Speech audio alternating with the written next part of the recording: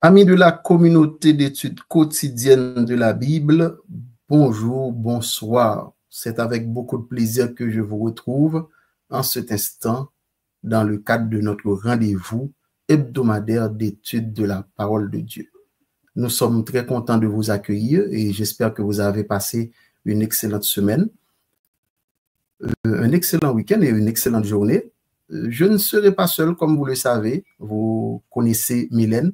Mylène est avec moi et c'est avec elle que je vais avoir l'occasion de réviser la leçon, d'étudier la leçon de cette semaine.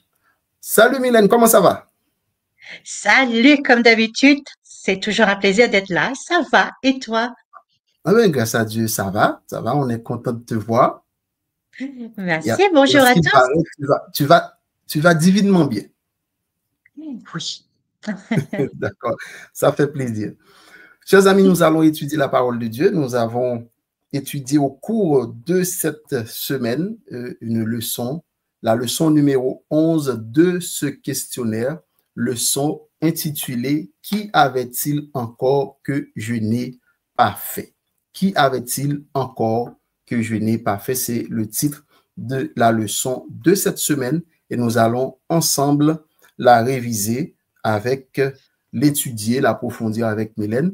Et comme d'habitude, avant d'ouvrir la parole de Dieu, nous vous invitons à courber la tête. Nous allons inviter Dieu parmi nous. Notre Seigneur et notre Dieu, que tu sois remercié, loué, exalté pour tout ce que tu es, pour tout ce que tu fais pour nous. Nous allons étudier ta parole, que tu nous accompagnes avec la puissance de ton Saint-Esprit. Bénis chacun de nous, bénis chacun des membres de la communauté d'études quotidiennes de la Bible et bénis, Seigneur, chacune des personnes qui aura à suivre cette leçon. Bénis également Mylène qui va nous aider à comprendre cette leçon. Bénis aussi notre metteur en ondes, Jose. Nous te prions, Seigneur, au nom de Jésus. Amen. Amen. Qu'y avait-il encore que je n'ai pas fait? C'est une question, c'est une interrogation, n'est-ce pas, Mylène? Et la question est une question je pense que c'est une question sévère. En tout cas, nous allons voir comment comprendre cette question avec Mylène et dans quel contexte cette question a été posée. Mais bien avant, essayons rapidement de lire le verset de la semaine, le verset trouvé dans Jean 18, le verset 37. Pilate lui dit, tu es donc roi? Jésus répondit, tu le dis, je suis roi. Je suis né et je suis venu dans le monde pour rendre témoignage à la vérité.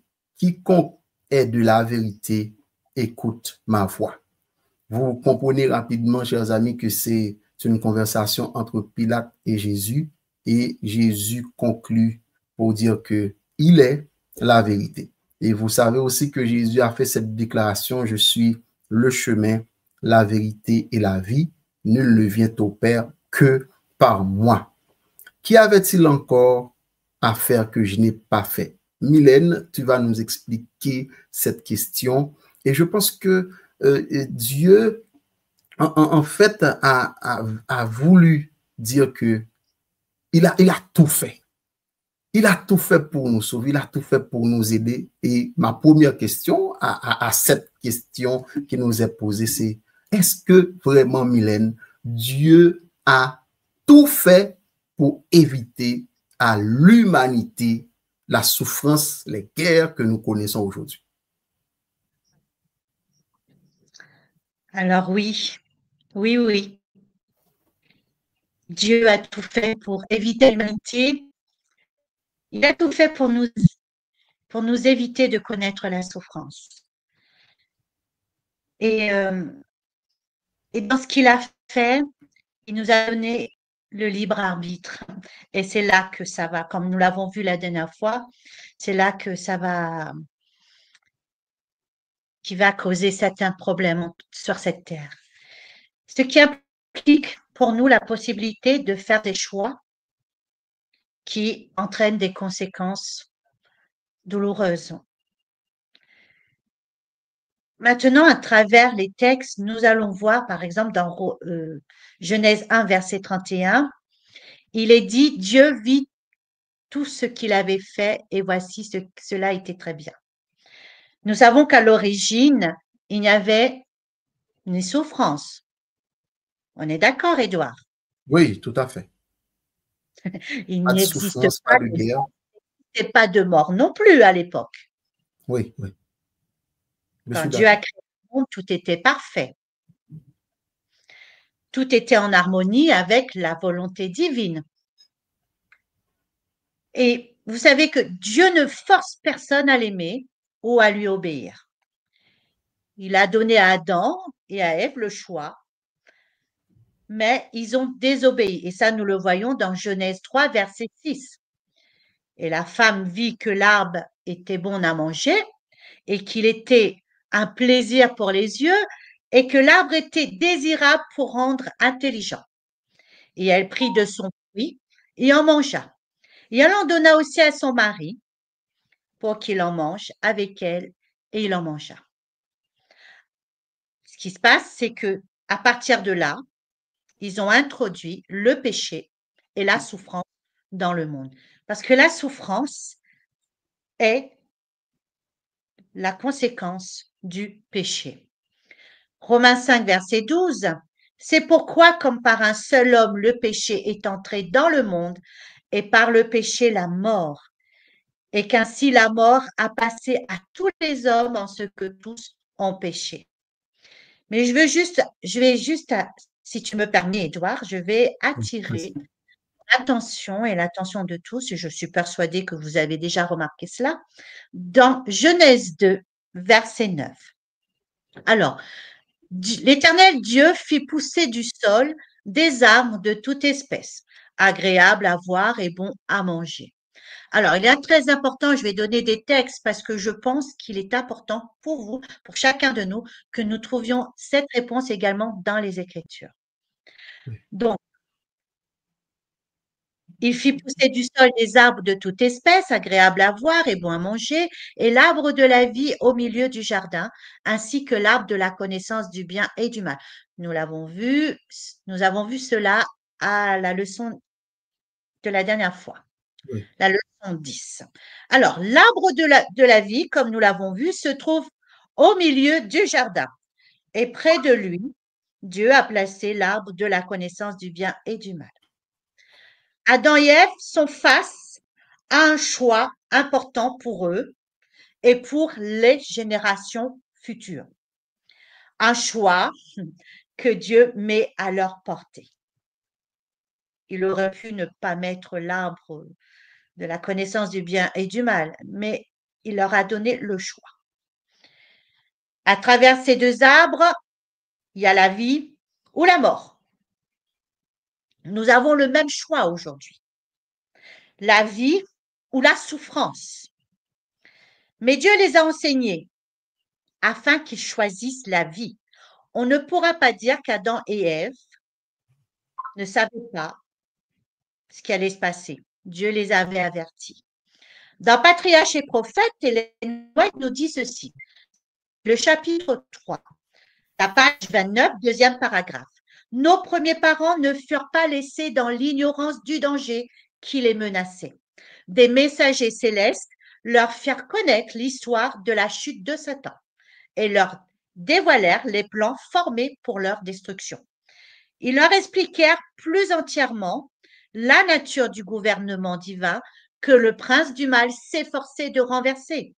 C'est par la désobéissance au juste commandement de Dieu, leur dirent-ils, que Satan et son armée sont tombés. Et la page 32, les anges mirent Adam et Ève en garde contre les pièges de Satan. Ses efforts pour vous faire tomber, il leur dit, seront inlassables, mais aussi longtemps que vous serez obéissants, le malin ne pourra vous faire aucun mal. Car si cela était nécessaire, tous les anges seraient envoyés à votre secours. Je répète, si le malin venait à vous faire du mal, vous allez le résister, tous les anges seraient envoyés à votre secours. On voit là que Dieu ne laissait pas Adam et Ève sans secours.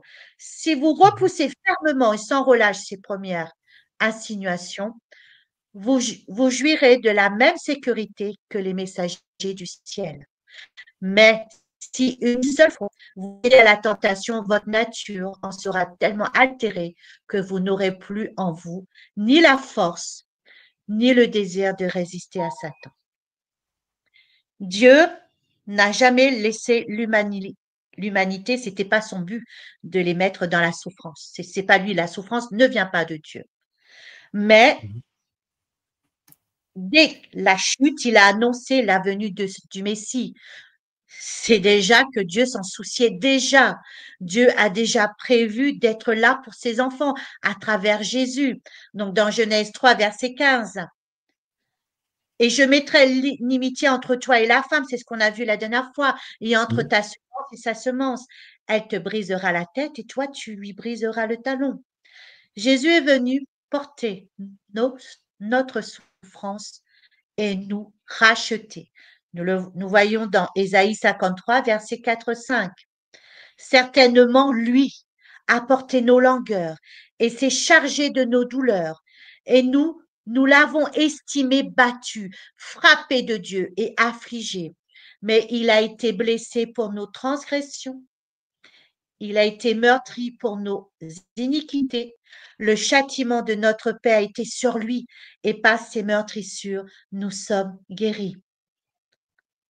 Maintenant, mon Édouard, penses-tu, à travers cela, à travers ces textes, penses-tu que Dieu n'a pas tout fait pour nous éviter la souffrance? Bon, merci pour ta question, mais je reste encore sur ma faim parce que la question que je me pose souvent, et ça me vient toujours à la tête quand je réfléchis à l'histoire de l'humanité, au conflit cosmique, cette question me vient, mais Dieu, notre Dieu, il est tout puissant. Mais pourquoi n'avait-il pas pris, pour moi, selon moi, dans ma petitesse, je me suis dit, mais Dieu pourrait uniquement pour résoudre ce problème, pour éviter Adam et Ève de faire face à l'adversaire, à Satan, au diable, pourquoi ne l'a-t-il pas éliminé? Ne pouvait-il pas faire ça? Il aurait pu. Alors, j'ai une autre question pour toi. Pourquoi Dieu ne nous élimine pas lorsque nous sommes rebelles? Bon, Satan était également la créature de Dieu, n'est-ce pas? On est d'accord. Donc, serais-tu en train d'insinuer que Dieu aime quand même le diable? Dieu a aimé Lucifer. Okay. Dieu a créé Lucifer. Penses-tu que Dieu n'aime pas sa créature? Dieu nous aime tous. La première raison est qu'il a usé de patience envers Lucifer. Ne penses-tu pas? C'est l'une des premières raisons. Après, nous verrons la première raison. La deuxième raison. Okay. Donc, patience. Mais tu sais, je vais te lire un texte que je vais partager avec tout le monde. C'est dans Patriarches et Prophètes, le chapitre 1, l'origine du mal. La page 15, deuxième paragraphe. Conformément, on est d'accord, Édouard, depuis le début de cette étude, depuis les autres études, depuis le tout début, nous avons vu que Dieu est un Dieu d'amour. Oui. Un Dieu qui use de patience envers nous. Si Dieu use de patience envers toi, Édouard, sa créature, penses-tu qu'il n'a pas usé de patience envers Satan, envers Lucifer? Bon, j'aurais aimé qu'il soit plus sévère avec lui. Dans ce cas, il faudra qu'il soit beaucoup plus sévère avec nous également. Bon, oui, bon. Oui. Là, tu as raison. Parce qu'on se pose, des fois, on ne se pose pas cette question. Et quand j'ai lu ce texte, j'ai mieux compris. Satan était aussi la créature de Dieu. Je vais vous le lire. Je t'écoute. Alors, je répète, c'est dans Patriarches et Prophètes, chapitre 1, l'origine du mal, la page 15, deuxième paragraphe. Conformément à son caractère miséricordieux, le Créateur supporta longtemps la cabale de Lucifer. L'esprit de contradiction et de révolte n'avait jamais encore fait son apparition dans le ciel. C'était un élément nouveau, étrange, mystérieux, inexplicable. Lucifer lui-même ne s'était pas d'abord rendu compte du vrai caractère de ses sentiments. Par la suite, je vous laisserai aller plus loin dans ce texte. Vous verrez que Dieu dit que les anges, que ceux qui étaient avec Dieu, même Dieu, ont essayé de raisonner Lucifer, de le faire prendre conscience de ce qui naissait en lui n'était pas bon.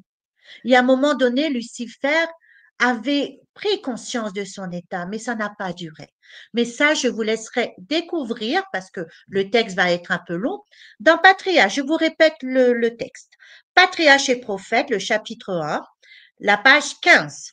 Donc, lisez et vous verrez ce qui s'est passé. Et la deuxième raison, mon cher Édouard, se trouve à la page 18, quatrième paragraphe.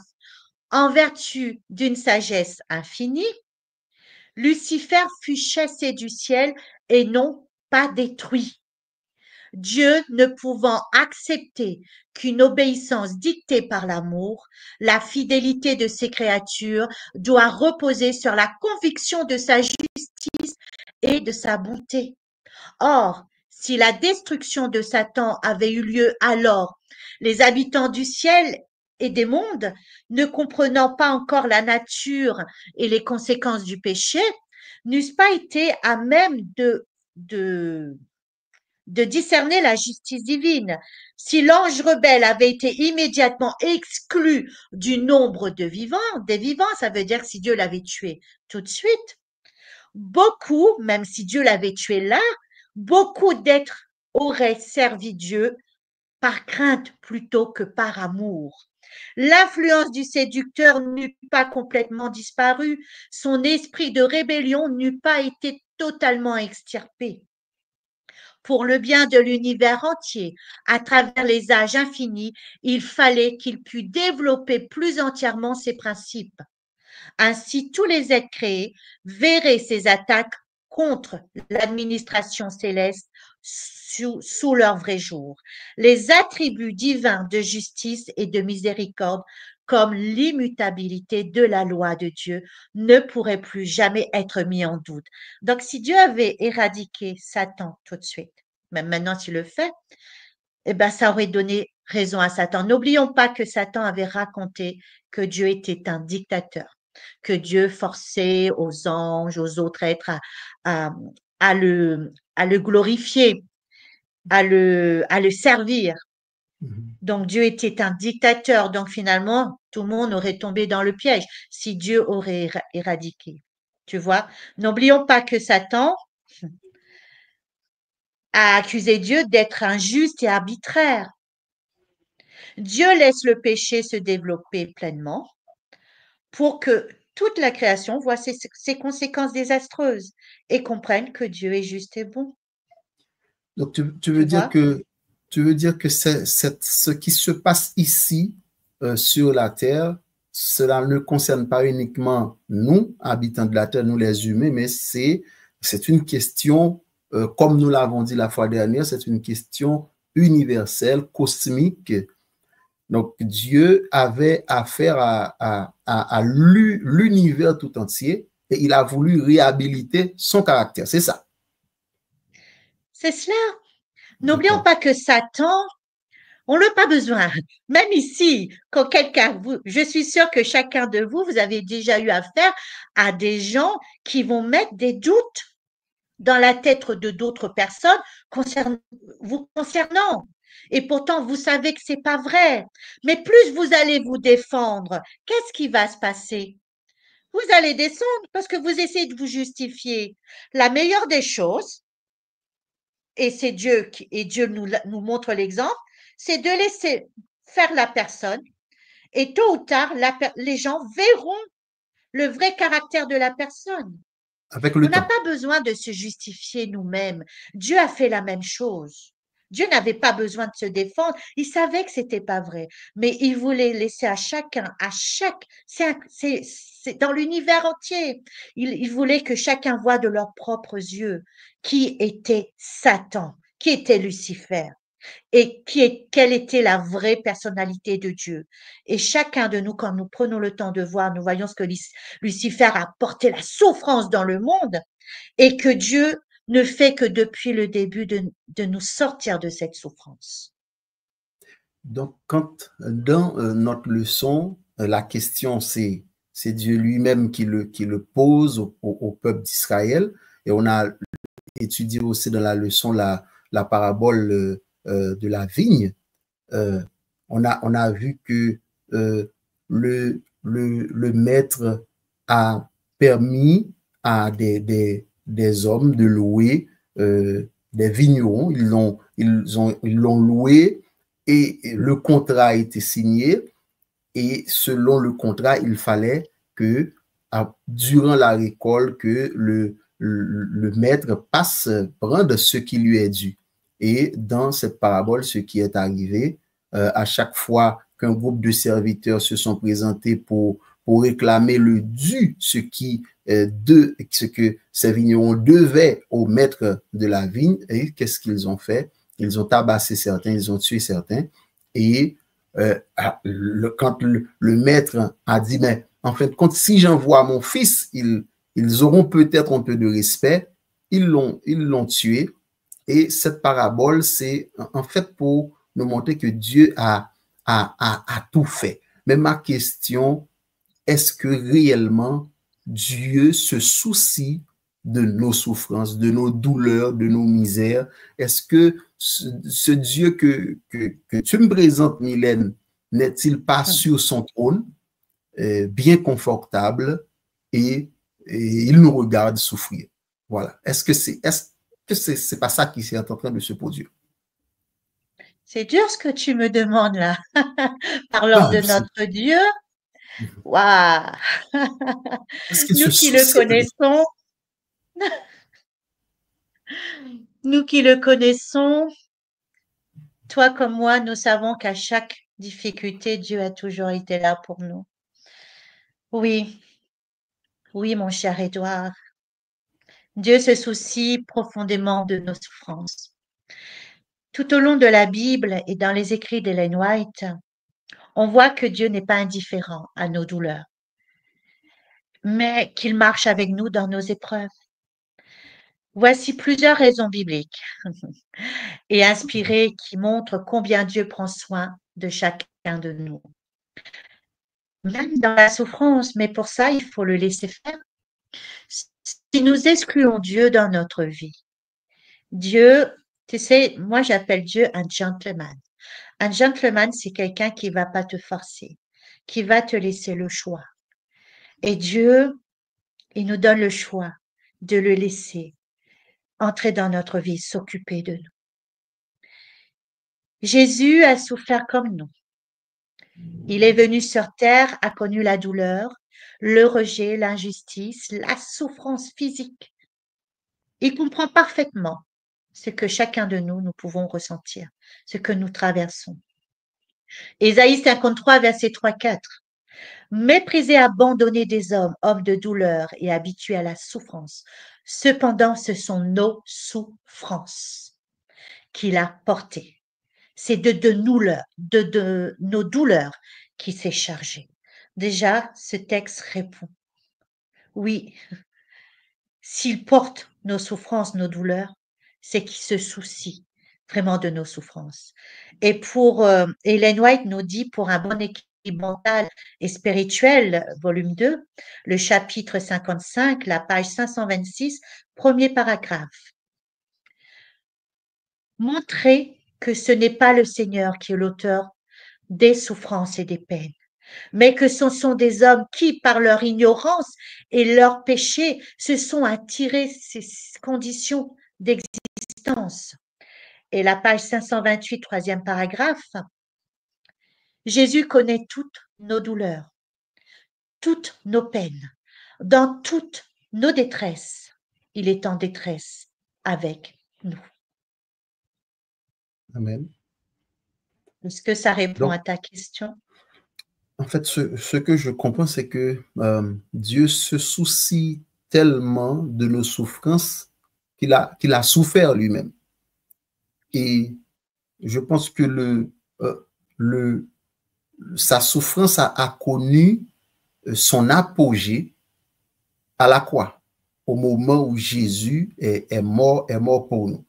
Donc, eh ben merci. Merci pour ta réponse, Mylène. Effectivement, nous avons un Dieu qui a tout fait, Quand dans le questionnaire, dans notre leçon, on nous pose la question est posée, le titre de la leçon, c'est qu'y avait-il encore que je n'ai pas fait? C'est que Dieu a tout fait. Il s'est livré. À travers Jésus, Dieu s'est livré lui-même pour nous aider. Et Dieu connaît aussi nos souffrances parce qu'il a vécu parmi nous par l'intermédiaire de Jésus. Et ce que nous connaissons en tant que douleur, en tant que souffrance, Dieu le connaît aussi par l'intermédiaire de Jésus. Donc, en fait, qu'est-ce que je dois retenir en fin de compte dans cette leçon? Si tu as un message pour moi et pour nos amis de la communauté d'études quotidiennes à travers cette leçon, je sais que très souvent tu nous laisses un petit message, quel serait le message, le SMS, le WhatsApp, le Instagram que tu nous laisses pour cette semaine, pour méditer? Dis-nous. D'une part, retenez une chose, si Dieu ne se souciait pas de nous par rapport à nos souffrances, ça aurait été beaucoup, beaucoup, beaucoup plus pire pour nous. À chaque fois que Dieu a besoin de nous, il est là. À chaque fois que nous avons besoin de Dieu, il est là avec nous. Le titre de cette leçon est « Qu'aurais-je pu faire de plus ?» Ma question est « Qu'aurait-il pu faire de plus pour vous, pour moi ?» Dieu a tout fait, comme tu l'as dit, Édouard. Il a tout fait. Et on le sait. On a vu à travers les textes, Dieu, il a tout fait. Il a planté, protégé, nourri, instruit, aimé. Il a envoyé ses prophètes, donné sa loi, offert son propre fils en sacrifice. Il a répandu sa grâce, multiplié ses appels, supporté notre indifférence. Dieu a supporté notre indifférence. Et pourtant, que voyons-nous? Des fruits amers, des cœurs endurcis, une humanité qui persiste dans l'égoïsme et l'incrédulité. Mais Dieu ne renonce pas. Malgré cela, Dieu ne renonce pas. Son amour est inébranlable. Il attend encore que nous répondions à son appel. Encore maintenant. Aujourd'hui, il pose cette question à chacun de nous. Qu'aurais-je pu faire de plus pour toi? La réponse maintenant ne dépend plus de lui. Ça dépend de nous. Béni soit Dieu, le Père de notre Seigneur Jésus-Christ, le Père des miséricordes et le Dieu de toute consolation, qui nous console dans toutes nos afflictions, afin que par la consolation dont nous sommes l'objet de la part de Dieu, nous puissions consoler ceux qui se trouvent dans l'affliction. C'est mon dernier verset et j'ai oublié de mettre la référence. Alors, béni soit Dieu. Je vais vous le dire tout de suite, la référence de ce texte. Merci pour le texte. Je suis désolée. On attend quelques secondes pour la référence, parce que nos amis vont certainement lire ces textes et approfondir. Oui, c'est très important de le lire. C'est la finalité de l'étude, c'est aller à la Bible, à la source, puiser à la source de la vérité. C'est 2 Corinthiens 1, verset 3. À partir du verset 3. Verset 3. D'accord. Alors, je vous invite à relire tout cela. Je vous invite à prendre la leçon et vraiment de le comprendre. C'est pour vous. C'est pour votre bien spirituel. Très bien. Donc, le verset de la semaine, je le rappelle, Jean 3, Jean 18, le verset 37, c'est Pilate lui dit, tu es donc roi? Jésus répondit, tu le dis, je suis roi. Je suis né, je suis venu dans le monde pour rendre témoignage à la vérité. Quiconque est de la vérité, écoute ma voix. Et le texte le plus connu que tout le monde connaît, même ceux qui ne lisent pas souvent la Bible, Jean 3,16, car Dieu a tant aimé le monde qu'il a donné son Fils unique afin que quiconque croit en lui ne périsse point, mais qu'il ait la vie éternelle. Sur ces mots, je te dis un grand merci, Mylène. Merci aussi à tous nos amis qui vont écouter, suivre et lire la Bible avec nous et qui vont partager cette vidéo pour que plus de personnes puissent savoir qu'effectivement, notre Dieu, il a tout fait pour nous aider et il a tout fait pour nous sauver. Et grâce à lui, grâce à la foi que nous pouvons avoir en Jésus, nous avons l'assurance que nous pouvons être sauvés. Il dépend que de nous et de nos prières à Dieu pour obtenir ce salut que nous avons déjà. Voilà. Ah ben, Mylène, tu voudrais bien prier pour nous avant de partir? Bien sûr, prions ensemble. Père céleste, que ton nom soit sanctifié, élevé au-dessus de tout nom. Nous te remercions, Seigneur, pour cet amour que tu as envers chacun de nous. Nous te remercions pour la patience que tu uses envers chacun de nous.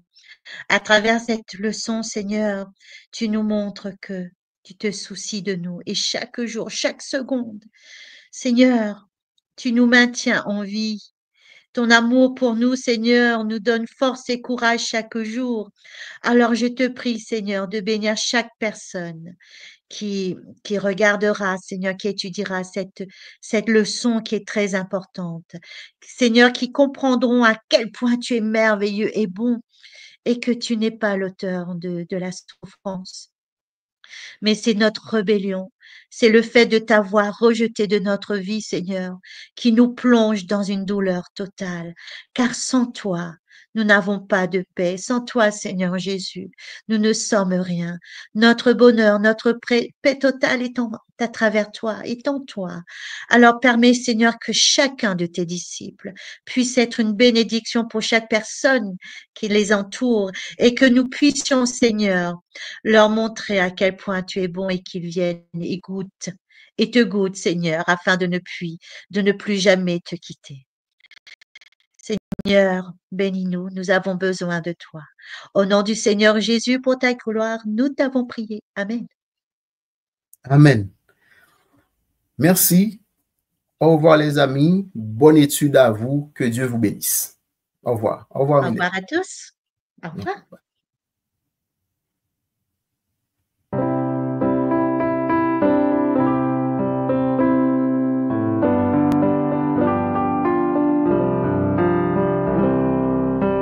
Entendez-vous dans la nuit noire chanter les messagers des cieux, paix sur la terre, gloire, gloire.